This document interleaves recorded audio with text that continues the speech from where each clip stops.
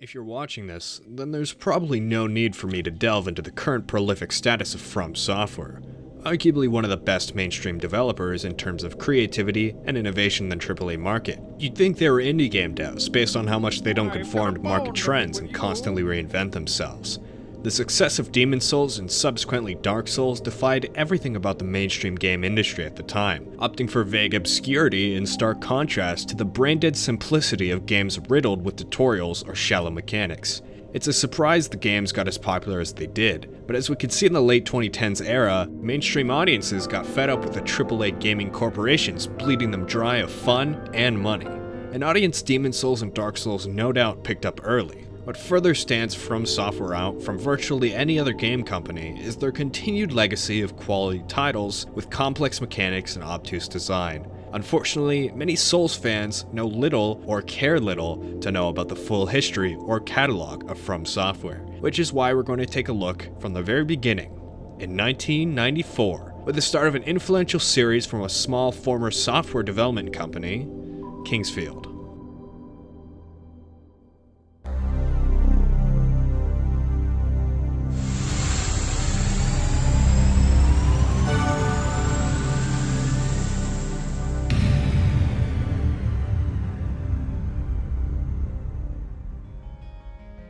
Aside from the Armored Core franchise, the Kingsfield series is arguably one of the most known of FromSoftware's classic lineup. It's certainly the most influential to the modern Souls series as it's filled with medieval fantasy vibes. Plenty of vague mechanics and deep lore, not to mention the immersive areas and atmospheric music.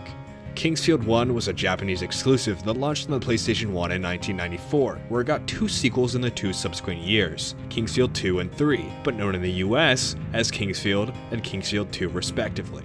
US fans of Kingsfield would have to wait a whole 6 years until another sequel and the last entry in the series, The Ancient City, on PlayStation 2. Kingsfield 1 was a dungeon crawler implementing real-time combat and made use of stamina bars for physical and magic attacks, alongside discoverable items that either aided the player's journey or solved an environmental puzzle. The next 2 entries expanded on this foundation, while remaining technically limited by the PS1. Despite this, they're still fun games with little bits of connected lore that involve recognizable icons such as Seath, the Moonlight Sword, and the depressed guy you find before you start your journey.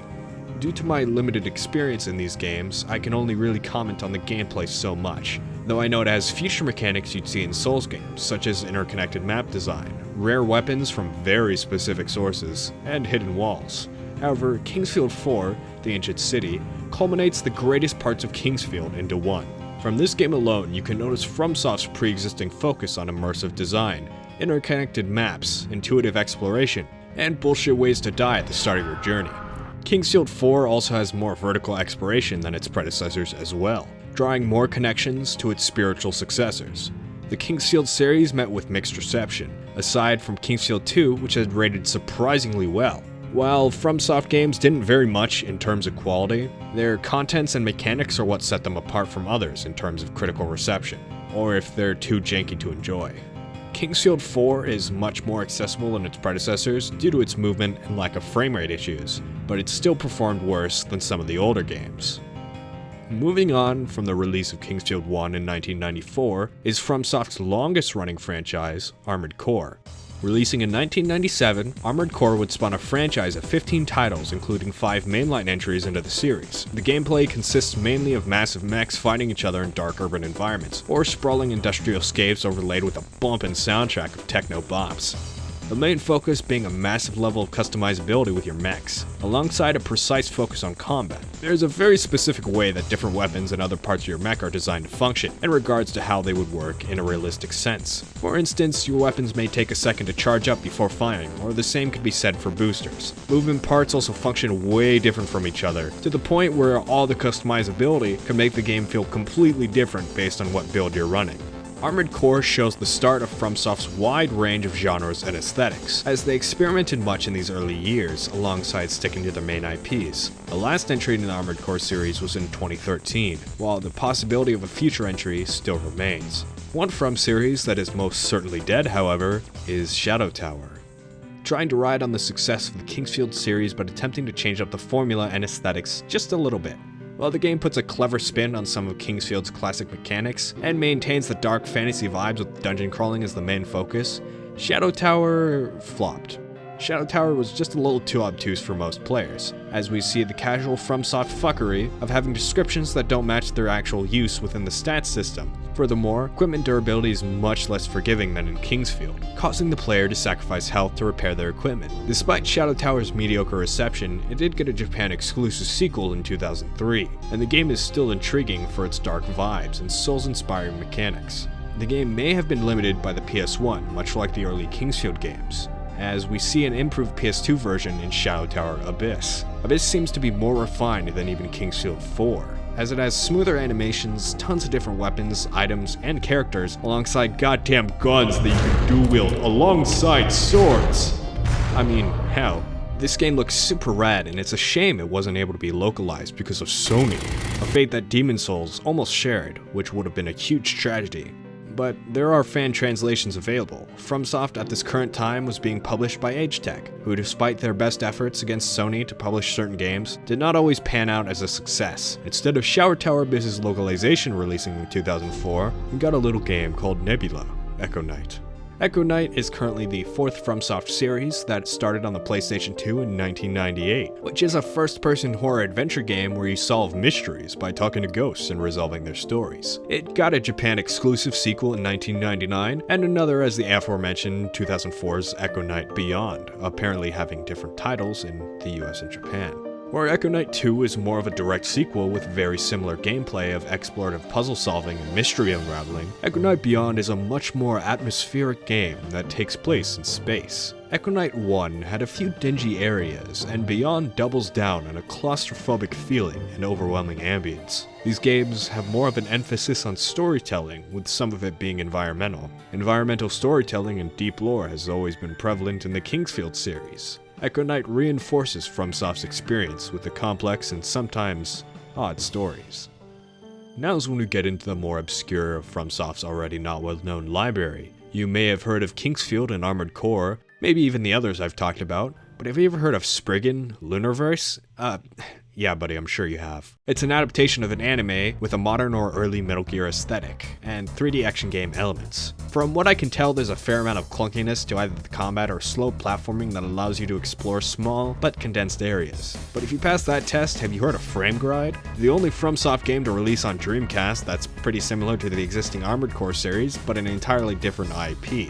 Mainly because Gride has more of a fantasy vibe, stemming from a medieval time period with massive fuck-off robots for some reason, versus Armored Core's post-apocalyptic modern setting. Spriggan hosts stats you can level as you please, while Gride is filled with the same Armored Core levels of customization. I mean, they're FromSoft games, so you should have seen that coming. Echo Knight 2 ends the PlayStation 1 era of FromSoft, where they transitioned a year later to Eternal Ring on the PlayStation 2 in 2000. Eternal Ring is yet another first-person RPG with a very similar vibe to Kingsfield. While the areas have that dungeon crawly feel, the aesthetics don't exactly match up.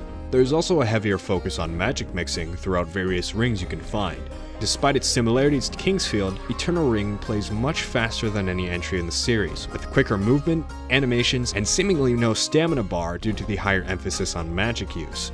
Up to this point, we're still in the experimental phase of FromSoft. This can be seen best through the soundtracks of the games all having different vibes, but still being chaotically composed, such as the droning ambience of Kingsfield, the punchy techno beats of Armored Core, the high-energy rush of Eternal Ring, and the strangest yet, the whacking, chanting stringiness of Evergrace. Launching shortly after Eternal Ring, we have a wildly different RPG in both form and function. Evergrace is a third-person action RPG with highly customizable equipment, and in turn, playstyle, coupled with the fact that you can switch characters on a whim at save points without being held down by progression, since levels aren't tied to said characters. There's a few of FromSoft's RPGs that are 1. Very vanilla fantasy, and 2. Colorful as hell. We do see these levels of saturation met by some of FromSoft's other RPGs around the time, but it doesn't occur nearly as often as the dark fantasy vibes. However, the strangeness of Evergrace's OST is only matched by its prequel, Evergrace 2, or Forever Kingdom in the West, which feels more like a Final Fantasy XII if it had real-time combat, due to AI assistance and the implementation of timed team attack combos. Now, you may be looking at our timeline so far and thinking, yeah, this all checks out. Everything mostly matches the lineage of FromSoft, either in terms of gameplay or aesthetics.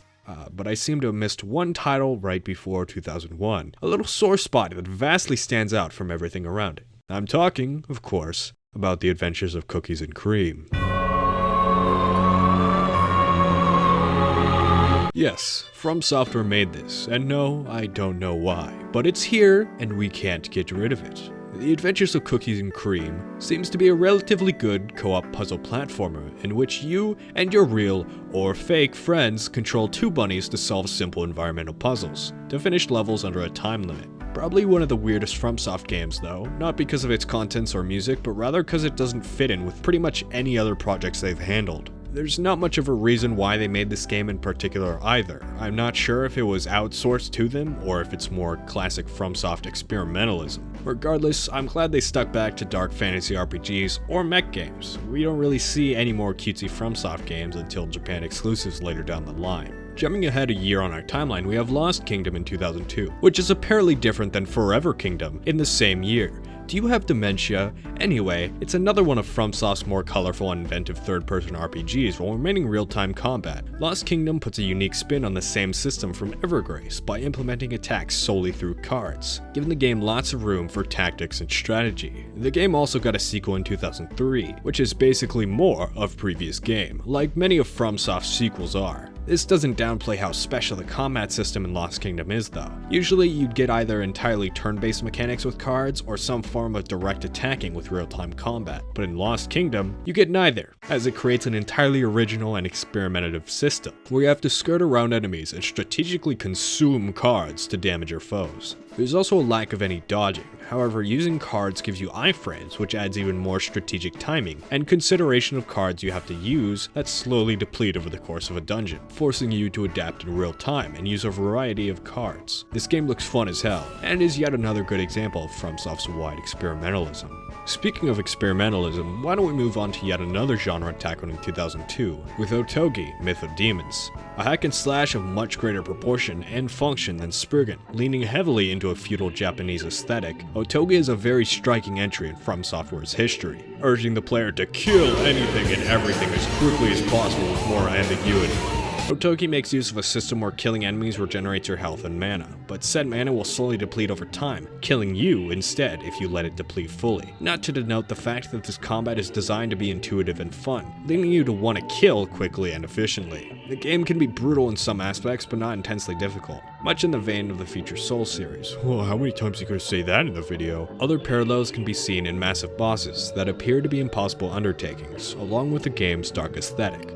I would honestly say it's more reminiscent of Sekiro in its movement, combat, and vibes, but I don't want to discredit Otogi as its own game. Much like every game in FromSoft's catalog, each of them showcase what makes the company unique, and their usual design choices. Souls isn't the epitome of FromSoft's design, it just happened to get popular, and is a culmination of many of their trademark game design tactics. Not everything lines up though, like the gameplay in many of the older titles being vastly different than Souls, and yet harboring the same obtuse or in-depth structure. Something that doesn't match up at all is the music, however, as FromSoft shifted from their chaotic and experimental compositional methods in the early days to more professional orchestral writing around the time of Dark Souls. We've been over the hyper-experimentalism from Evergrace's OST, but Otogi stands out to me as well, with very fitting tones for the vibes, but also wild droning ambient tracks with badass distortion, and even a track that got sampled in Yume Tuki of all things. Following Otogi is a couple more mech games, Armored Core, Silent Line, and Murakumo, Renegade Mech Pursuit. Murakumo ranks 3rd place in the longest winning title in FromSoft's catalog, and it is mostly known for its heavy downgrade of the Armored Core formula, featuring no customization options other than 5 default mechs and a worse targeting system. It's no mystery why this has 14 less sequels than Armored Core. FromSoftware's IPs are hit or miss in this era, many not seeing another entry or even staying a Japan exclusive. Not much coverage is given to Thousand Land, a colorful and experimental RTS where the player is tasked to design the best map and train their own soldiers to make intelligent decisions. Never releasing outside of Japan, it's understandable why this game is so obscure, even compared to Cookie and Cream or Spriggan. At least the former has a Wikipedia page and the latter has a footnote in another. Thousand Land has a short IGN article from 2002, and that's the most you'll see anybody talk about it in one place. Shadow Tower Abyss shared the same fate as Thousand Land, though arguably being way more interesting, at least to the core audience of FromSoft. But surrounding its release, we see Lost Kingdoms 2 and Otogi, both sequels that mostly expand or reiterate the gameplay of their predecessors, along with Echo Knight Nebula that doesn't need to be re-explained. But speaking of reiterating gameplay, Kuon is a survival horror gem that mixes Lost Kingdom's unique combat system with atmospheric and visceral horror. While actually being localized, Kuon didn't sell very many copies in the West, making it one of the rarer entries in FromSoft's catalog. Kuon nails down survival horror with puzzle solving, weighted combat, limited resources, and that atmosphere.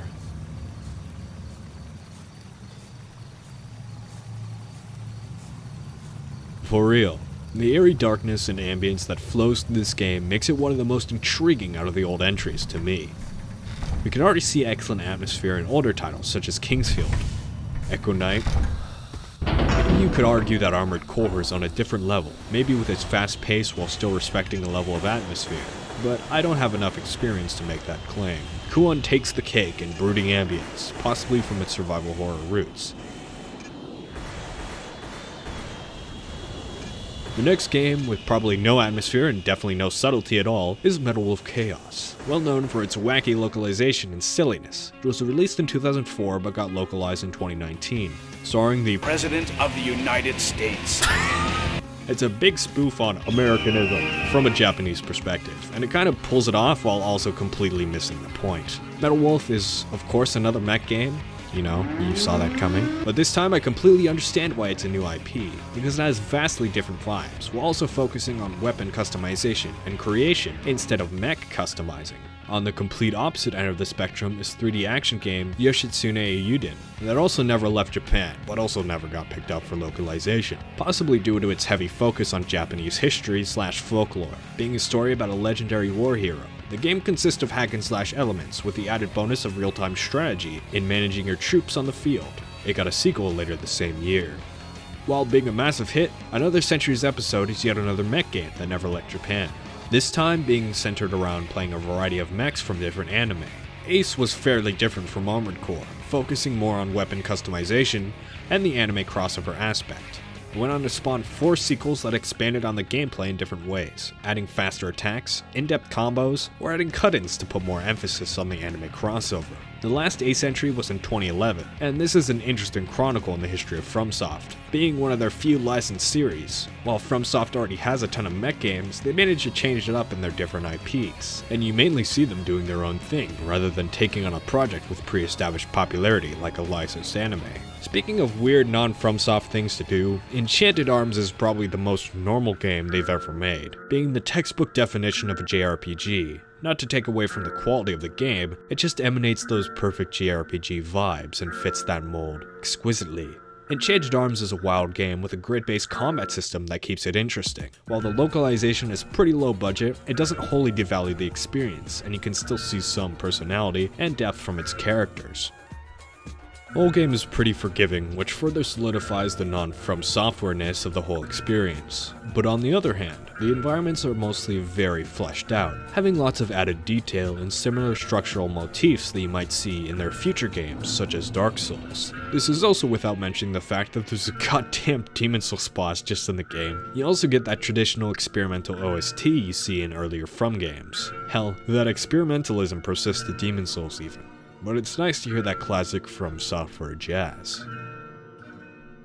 Did you know that up to this point, FromSoft has released 17 fucking mech games? But wait, there's 9 more to come. We're entering the insanity zone, where there's either a bunch of mech games or weird obscure titles that have little to no information about them online, all shoved in before and between Demon Souls and Dark Souls. We're starting off the lightning round with Chromehounds, another Armored Core game with a class system and different story stuff, and gameplay dependent on or offline modes. I think you get the point. Mech games where you customize mechs and shoot good. All future mech games are either Ace or AC sequels, leaving the last entry of Armored Core Verdict Day in 2013. Oh wait, shit, sorry, never mind, I just lied to you like I did at the beginning of this video. Anyway, there's actually 2 more mech games in between ACV and ACVD. That be Metal Suit Gundam Unicorn, another damn mouthful that is also full of heavy detail. From was probably still on their realism and immense detail high from DES and DS, as there was a lot of thought put into the way the mechs would actually function. It's also a Gundam licensed game, so I guess Ace isn't the only one. But do you know what is lonely other than me? Steel Battalion, Heavy Armor, or Juteki in Japan, being yet another fucking mech game, this time controlled exclusively, on the Kinect. Yeah. I like the concept, being able to intricately control every aspect of your mech in a more immersive way, but the Kinect really sucks, man. It was an unfortunate combination that led this game to failure. We're finally done with the mech games and can reverse the timeline to where my brain didn't have 26 mech games crammed in it, with Kingsfield Additional 1 and 2 on the PSP in 2006. I said I lied near the beginning, but I actually completely forgot about these Kingsfield games existing, when I already implied earlier that there were no more entries in the series. But anyway, Kingsfield Additional doesn't feel as much of a Kingsfield game, even in terms of vibes. The gameplay is more choppy with early PC dungeon crawly controls, where you just turn 90 degrees and the atmosphere seems a lot different, at least at a first glance. There's lots more dialogue, it feels less depressing. They also straight up ripped some tracks from the earlier Kingsfield games, which made me go a little feral. But hey, the game could get better throughout. Regardless, if you're looking for more of the Kingsfield IP, then you're in luck. Here we can rapid fire a couple more insanely obscure titles from From's catalog. Nanpure VOW and Otogi VOW are, to my knowledge, Picross games about whatever your heart desires. While not being fully developed by FromSoft, they apparently helped enough to be credited, and here we are. I'm not too into Picross games, but thank God for whoever is dedicated enough to put this on a Picross fandom wiki, because I would be at a complete loss otherwise. The same could be said about Inogamike no Ichizoku and Yatsu Hakamura, both visual novels and crime games. The former being adapted from a film and the latter being adapted from a detective novel. There are a few questionable and minor games the FromSoft wiki missed on the timeline. These are all probably Japan exclusives since I've never even heard them mentioned before. Fuun Shinsengumi Bakumetsuden Portable supposedly is about the 1860s police force in Japan. It looks to be closest to Yoshi-sune Eiyuden, but I don't think they're the same game. Most notably since this one is on DS and the other one is on the Persona 3 Portable. Don't forget, of course, that these samurai sword arts are also customizable. 3D Dot Game Hirozu is basically just Dark Souls mixed with Cube World, and I don't need to elaborate any further. The game action is deep and has high replay value. Onore no Shinzuru Michio Yuke is... Do I really have to keep doing this shit? Does anybody care? It's a puzzle game where your previous moves are duplicated, so you have to cooperate with yourself and others. It's like the Adventures of Cookie and Creams on roids. And you can get invaded by the Forest Hunters and backstab 20 times. Fuck.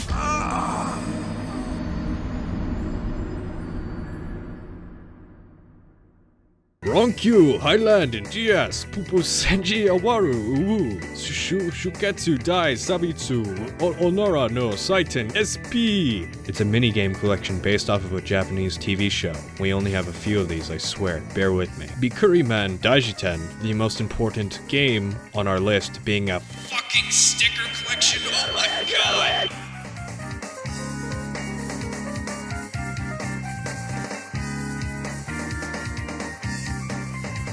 I'm not messing with you, all of these are listed under FromSoftware's Japanese website where I'm getting all of these obscure games from. For some actually cool games, we have a DS port of Cookie and Cream, with a different layout, probably due to the hardware limitations. Adventure Player, which has a game creation tool for adventure games? They look more like visual novels to me, but to each their own. This tool also allowed players to distribute their own games to other users, which reminds me of similar PlayStation software around the time. FromSoft also released a Kingsfield box collection in 2007, which has absolutely nothing to do with this. I just find it depressing I never got the chance to obtain one. From also made collections with Armored Core and Dark Souls. You thought we were done here? Unfortunately, I'm still breathing, so you have to listen to me talk about Hello Kitty, no All Shared Party, Sanrio Character Zukan DS, which is an epic illustrated reference of the Sanrio characters, 300 plus characters from 146 franchises. Holy shit! With their profiles including, but not limited to, their birthday, favorite colors, their greatest enemies, hobbies, etc. It also features many games and wireless communication so you can call out for help. On top of this is also a lineup of 16 extra mobile games that were probably the hardest to find, from ports to Kingsfield or Armored Core to original Tenchu games and more. There's basically enough info here to tell you that they existed, were available for a while on some Japanese online service, and then promptly ceased to exist after 2007. There are also unique titles like Nano Devil. Yeah.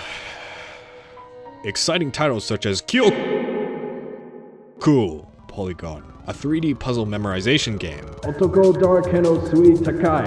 Game where you are participating in a swimming competition where all the swimmers risk their fundoshi, oh no. Please God, give me the strength to not be a Danganronpa fan for one more day.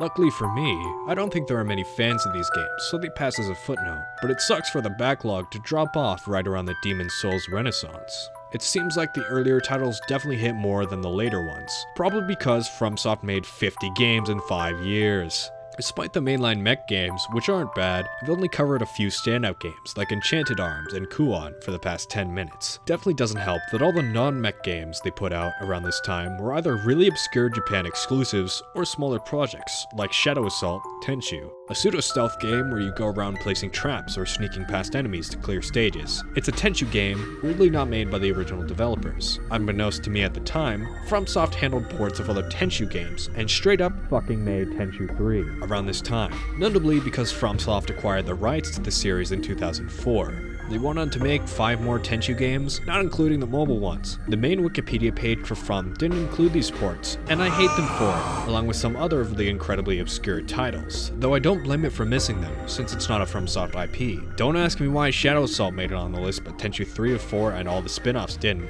Tenchu is mainly a real-time action RPG with a high emphasis on stealth. Lots of ninja vibes and good gameplay, though I don't think it was right to include it on the timeline since it's not a main FromSoft IP. Ninja Blade, however, is a main FromSoft IP, and it completely sucks ass. This game absolutely, unapologetically, definitely blows, though I find it to hilariously feel like a hack and slash RE5. You got turret sections, loads of QTEs, and glorified zombies, which is all where the RE5 comes in, and a whole bunch of similar stuff from other AAA games.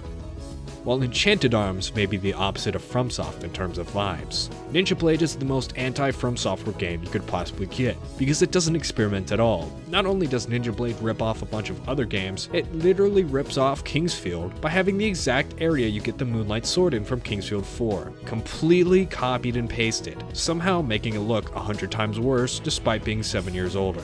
But I find the truest comedy to be the fact that Demon's Souls released only a week later. That's right, we're finally, for real, actually getting to probably the only reason you watched this video, 30 minutes in. Demon's Souls was in a bit of a troubled development until our Lord and Savior Hidetaka Miyazaki ascended from hell and took over directing of the project. Previously, he had joined FromSoft in 2004 and was a designer and director for a couple of the Armored Core games. We all know about Demon's Souls, and the Souls series for being difficult, full of depth and replayability, among a whole bunch of other things. Demon's Souls kicked off the direction that the company would continue in, whereas before From experimented a ton with new IPs, now they generally stick to the Souls formula. But it's not like FromSoft lost all their experimentalism, or completely changed with the release of DES or DS. Their lineage shows that they were always kinda wacky and abrasive in design, and they just honed in on their biggest hit. On top of that, people familiar with the Kingsfield series call the Souls series a spiritual successor, and to a degree I get that, but also I feel like it just pulls from a similar vibe, and also repurposes a lot of ideas from the classic games, not just Kingsfield.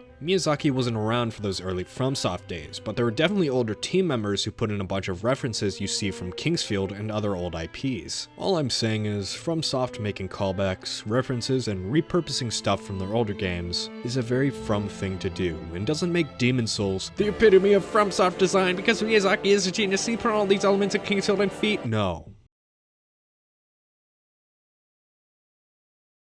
I would say FromSoft only lost some of its charm from being a small company throughout the years. Even when they leaned hard on Souls and stopped experimenting as much, they make up for all that by expanding on complex gameplay and still experimenting in their design. You see a bunch of different environmental and map designs in Dark Souls 1 through 3 alone. Despite From making sequels of pretty much more of thing, all the games are very much their own thing. And in that regard, From retained their early day philosophy. Not just that, but unique aspects of the Souls series and modern FromSoft games are pretty much what they've always been doing. Environmental fuckery and storytelling, excellent combat systems, always reinventing mechanics, and of course the deliberate obtuseness of puzzles, lore, or gameplay features. While you may think the rest might be history after Demon's Souls, From continued to experiment even after they finally found their niche. Hell, they even evolved Souls into something entirely different, with the Victorian terror vibes of Bloodborne, or the graceful sword dancing of Sekiro. Elden Ring is going to come out soon, and appears to take on Souls to an even more open-ended venture, blending the dark fantasy aesthetic with more fluid movement and combat.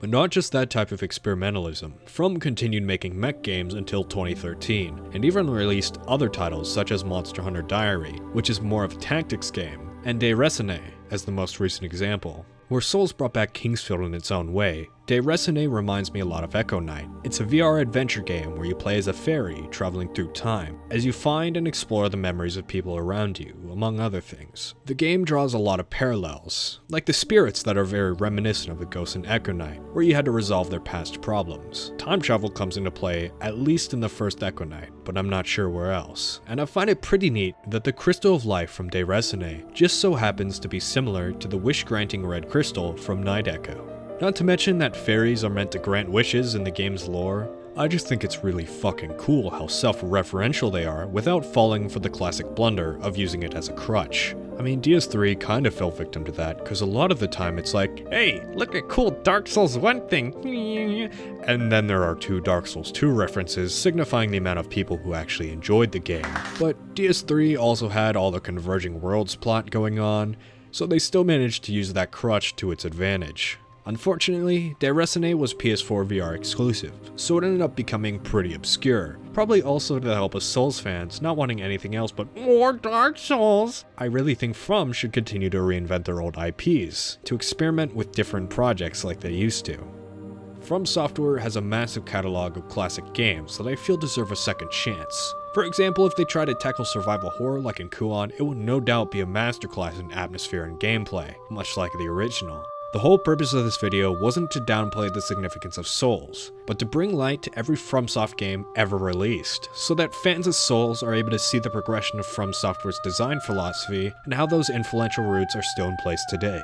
For me, it was pretty tough to get into the obscure community of Kingsfield, as it's still relatively overshadowed. And though I couldn't do all these games justice by not being able to play them, I heavily recommend most of FromSoft's old titles if you're a Souls fan, and hopefully I can do fans of said games justice by giving them more exposure. That being said, Dark Souls is rad, FromSoft is epic, Kingsfield is a good starting point on these old games, Echo Knight, Lost Kingdoms, Shadow Tower, Kuon, and Enchanted Arms are my biggest recommendations since they show the diversity and experimentalism of FromSoftware very well. Thank you very much for watching the history of FromSoftware.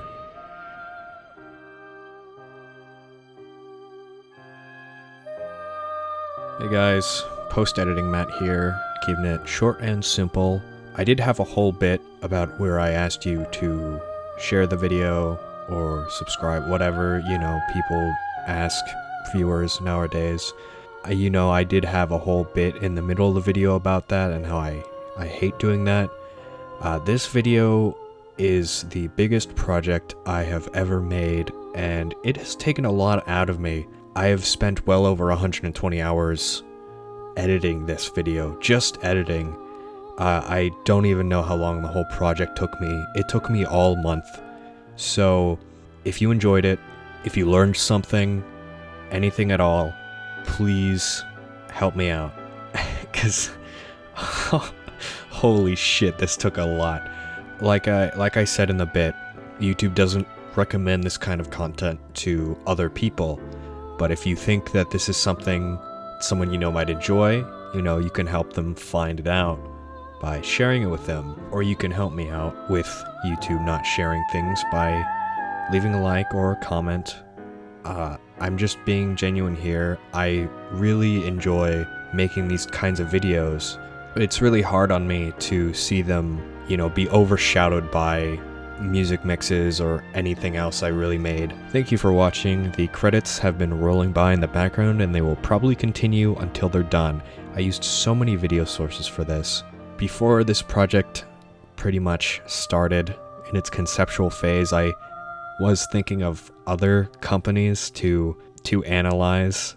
After this project, I definitely think that's a possibility, but I cannot cover an entire company. I would have to cover branches of time per video, because this is a hell of a lot.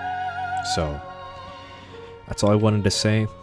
Thank you for watching this far, and I will see you later.